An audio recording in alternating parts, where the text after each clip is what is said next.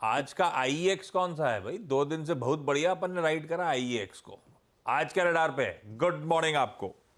Good morning. कोशिश करते हैं। स्टॉक जो मैंने आज चुना है वो है defensive. Good morning to you सभी पैनलिस्ट को, गुड मॉर्निंग। और डिफेंसिव है ब्रिटानिया। ट्रेड करा है 5181 पर, वहां पर क्लोजिंग हुआ है। स्टॉप होगा 5110 का, करीब 70 रुपए का स्टॉप है। आसपास मिले तो लेना है, डिप मिले अर्ली मॉर्निंग तो लेना है, वरना छोड़ देना है। टारगेट रहेगा 5300, तो ध्यान देना चाहिए Britannia on the long side. Okay, Britannia on the long side, ये रहेगी गावस्कर की पिक। मानस, गुड मॉर्निंग। मानस, आपके pick. Good morning Anuj ji, good morning Ashish ji, good morning everyone. तो देखिए, जुबिलेंट फूड पे एक लॉन्ग साइड पे ट्रेड लेना चाहिए, क्योंकि स्टॉक में ऐसा लग रहा है कि कंसोलिडेशन कंप्लीट हुआ है और यहाँ से एक अच्छा खासा आपको देखने को मिल सकता है। पोजिशनली देखें तो शायद आपको 510 तक के भाव भी देखने को मिल जाए, पर ट्रेडिंग के तौर पे आज के लिए अगर खरीदारी करनी है तो क्योंकि 100 मूविंग एवरेज के ऊपर क्लोज हुआ है, वॉल्यूम बेहतर देखने को मिले हैं, तो यहाँ पर खरीदारी करनी चाहिए। वो 474 का आपको स्टॉप लॉस लगाना है और 490 490 रुपए के टारगेट सेट करने हैं। ऑप्शन में आप एट द मनी 480 वाला कॉल ऑप्शन ले सकते हैं। 17 रुपए के आसपास की क्लोजिंग थी, तो उसके आसपास मिले तो 13 रुपए के स्टॉप लॉस से खरीदारी करिए और इस ऑप्शन में 25 रुपए के टारगेट सेट करिए। जुबिलेंट फूड वर्क्स, इसके आज नतीजे भी आने और उस नतीजों से पहले मानस को पसंद आ रहा है ये काउंटर। सतपुत्र साहब, गुड मॉर्निंग। आज का टॉप कॉल साहब। Ashish ji, Anuj ji, good morning and good morning everyone. Ashish ji, देखिए नजर फार्मा पे है। फार्मा में अगर आप देखें तो कल एक अच्छा ब्रेकआउट मिला, वो था सिप्ला। अगर आप इसका स्ट्रक्चर देखें तो 1420 ये इसकी नेकलाइन थी, यानी रेजिस्टेंस था, और ये बंद हुआ 1445 के आसपास।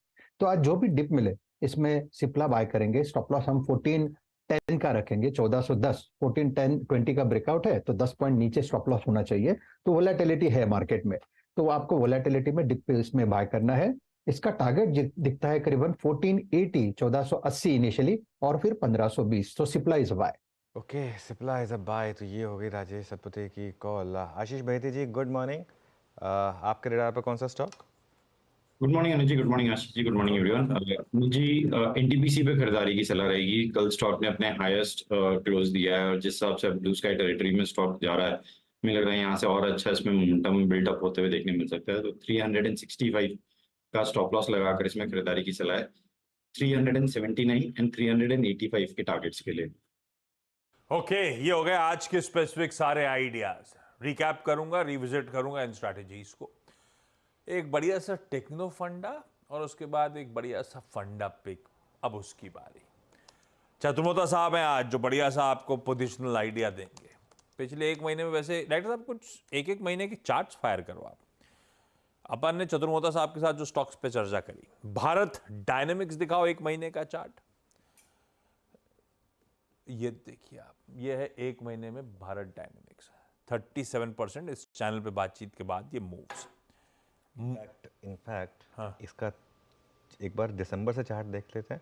लाइए, ईयर टिल डेट वाला है या 6 महीने का चार्ट? मैं बताऊं क्यों? हाँ, ये जब असेंबली इलेक्शन के आउटकम हुआ था ना, उस दिन मैंने मेंशन किया था कि भारत डायनामिक्स एक स्टॉक पर फोकस करिए, क्योंकि जिस तरीके डिफेंस में सबसे ज़्यादा अंडर वैल्यूड स्टॉक था। और उस दिन भी आशीष जी थे, उस दिन भी उनकी पिक थी। अभी तो आप एक महीने पहले का बोल रहे हैं, ये उस दिन भी उनकी पिक थी जिस दिन ये इलेक्शन आउटकम आया था, असेंबली इलेक्शन। तो आप बढ़िया मोमेंटम एंजॉय कर रहे हो। ये तो एक है, एक महीने के अंदर, पिछले एक महीने के अंदर जो स्टॉक्स बातचीत हुई। मजगांव डॉक ऐसी एक महीने का चार्ट खींचिएगा डायरेक्टर साहब। गार्डन रीच का, कोचीन शिपयार्ड का, सब 30% प्लस, 30 से 40% का ब्रैकेट, सब में पिछले एक महीने में रिटर्न। तो बढ़िया आपने यहाँ पे तेजी बुनाई है पोजिशनल इन बेहतरीन आइडियाज के साथ। चतुर्मोता साहब, थैंक यू उन बढ़िया आइडियाज के लिए, बढ़िया गाड़ी कमाई करवाने के लिए। आज क्या है रडार पे? गुड मॉर्निंग आपको। गुड मॉर्निंग आशीष, गुड मॉर्निंग अनुज, और धन्यवाद आशीष जी, आपने ये जो एक महीने की चर्चा की। और अनुज, आपकी तो मतलब मेमोरी की क्या दाद दूं मैं कि आपको ऑलमोस्ट 6 महीने पुरानी बात याद है कि उस दिन क्या लो बना था और उस दिन क्या डिस्कशन हुआ था। और मुझे बिल्कुल याद है उस समय एक पैनिक लो बना था, क्योंकि क्वार्टरली नंबर्स में स्टॉक ने 1 से 2 बार डिसअपॉइंट किया था, क्योंकि सेमीकंडक्टर चिप शॉर्टेज के भी जो कंसर्न थे वो कंपनी के अंदर हावर कर रहे थे। और तब भी हमने कहा था कि साइज ऑफ अपॉर्चुनिटी को आप देखिए, गाइडेड मिसाइल में जो साइज ऑफ अपॉर्चुनिटी है वो क्लोज टू 1 लाख करोड़ है, और कंपनी की जो टॉप लाइन है वो हार्डली 2600 करोड़ की है। ऑर्डर बुक क्लोज टू 26 से 28 हजार करोड़ की है। तो ये एक बड़ी अपॉर्चुनिटी साइज के अंदर में जब कोई कंपनी प्ले करता है, चाहे वो भारत डायनामिक हो, मझगांव हो, गार्डन रिच हो या कोचिन हो, तो इनमें आप देखेंगे कि स्ट्रेंथ आपको बरकरार रहेगी। और अभी भी हम इन स्टॉक्स पे काफी पॉजिटिव रखते हैं। डिस्क्लोजर है कि स्टॉक हमारे पोर्टफोलियोज में, चारों स्टॉक हमारे पोर्टफोलियोज में हैं और बने हुए हैं, और हम इन्हें राइड कर रहे हैं बेसिस अवर टेक्नो फंड अप्रोच। अब आज की जो थीम रहेगी वो रहेगी पावर थीम। पावर के स्टॉक्स पे हमें काफी तेजी लगती है, इसकी भी चर्चा पहले कई बार की, पर मुझे लगता है एक फ्रेश अपमूव इन स्टॉक्स में बनने की अब तैयारी कर रहा है, क्योंकि जिस तरह से गवर्नमेंट का फोकस है 500 गीगावाट रिन्यूएबल एनर्जी की कैपेसिटी को पहुंचाने का, थर्मल की कैपेसिटी के अंदर करीब 8 से 9% की कैपेसिटी कंटिन्यूस बेसिस पे बढ़ रही है। तो ये जो ओवरऑल पावर की डिमांड है आने वाले कई समय तक बहुत ही अच्छी रहेगी। हम देख रहे हैं 240 गीगावाट की पीक पावर डिमांड रहती है। तो ये जो शॉर्टेज है, जो एक समय पे 2 गीगावाट के आसपास होती थी, आज वो 11-12 गीगावाट की शॉर्टेज चल रही है। तो इसको कवर अप करने के लिए पावर के अंदर में एक बड़ा कैपेक्स किया जाएगा, और ये पूरी थीम हमें पसंद है। इसमें टॉपिक के तौर पर एनटीपीसी, कोल इंडिया लार्ज कैप में, और थोड़ा मिड कैप स्मॉल कैप में जाए तो एसजेवीएन इंडिया, एनएलसी इंडिया जैसी कंपनी या आइनॉक्स विंड जैसी कंपनीज बड़े बेनिफिशियरी रहेंगे। डिस्क्लोजर रहेगा कि इनमें से काफी स्टॉक्स हमारे पोर्टफोलियो में बने हुए। आज जो स्टॉक में इस पूरे स्पेस में पिक करूंगा वो रहेगा कोल इंडिया।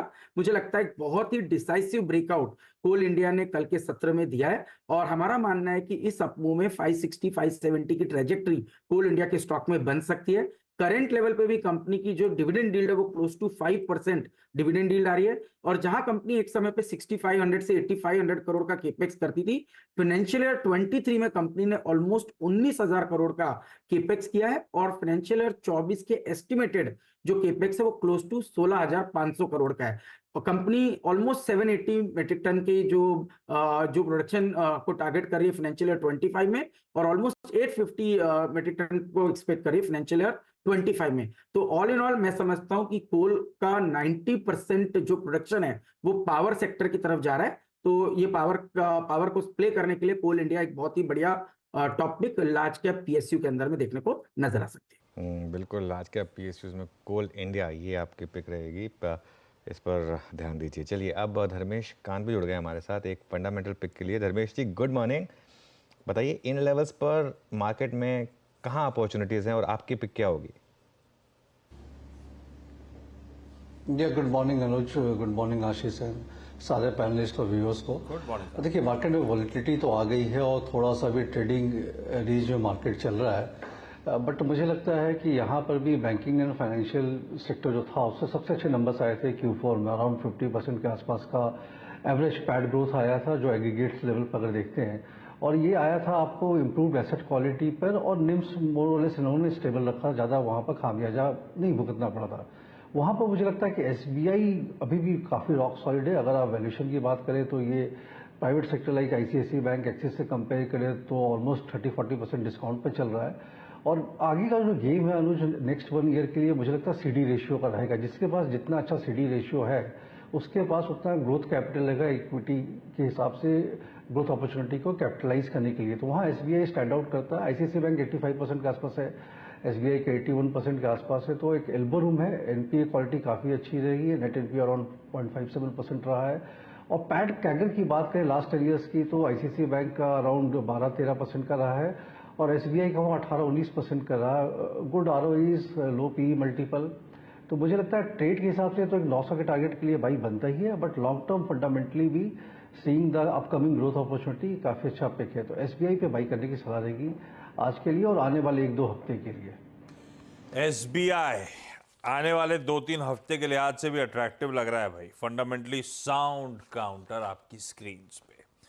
क्विकली रिकैप आज के टॉप कॉल्स का। ब्रिटानिया है गावस्कर का एक बढ़िया सा डिफेंसिव बेट। एग्रेसिव होके IEX खेले 2 दिन, अब डिफेंसिव पे फोकस कर रहे हैं। 5110 के SL के साथ 5300 का टारगेट। आज के नतीजों से पहले जुबिलेंट फूडवर्क्स चार्ट्स पे मजबूत, 474 का स्टॉप है, 490 के टारगेट्स हैं मानस के, और चाहें तो 480 का कॉल ले लें। SBI धर्मेश कांत साहब का आज का प्रेफर्ड फंडामेंटल आइडिया है। वो तो पोजिशनली भी कह रहे हैं खरीदा जा सकता है 900 के लक्ष्य के लिए। सतपुते साहब ने सिप्ला आज फार्मा रडार पे था, बढ़िया ब्रेकआउट हो रहा है, 1410 का स्टॉप है, 1480 1520 के लक्ष्य है। पावर बहेती साहब का प्रेफर्ड आइडिया, उसमें दिग्गज एनटीपीसी 365 का स्टॉप है, 379 385 के टारगेट्स, और यही पावर थीम वैसे चतुर्मोता साहब को पसंद आ रही है। कोल इंडिया पे दाव लगा रहे हैं 560 570 के पोजिशनल टारगेट्स के लिए। और कल ही मैं पढ़ रहा था वैसे दिल्ली की power demand all time highs 7700 plus megawatt की पीक डिमांड।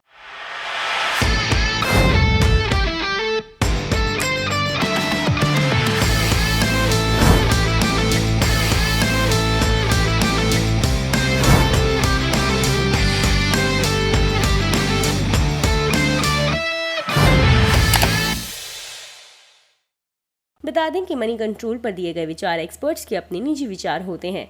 वेबसाइट या मैनेजमेंट इसके लिए उत्तरदायी नहीं है।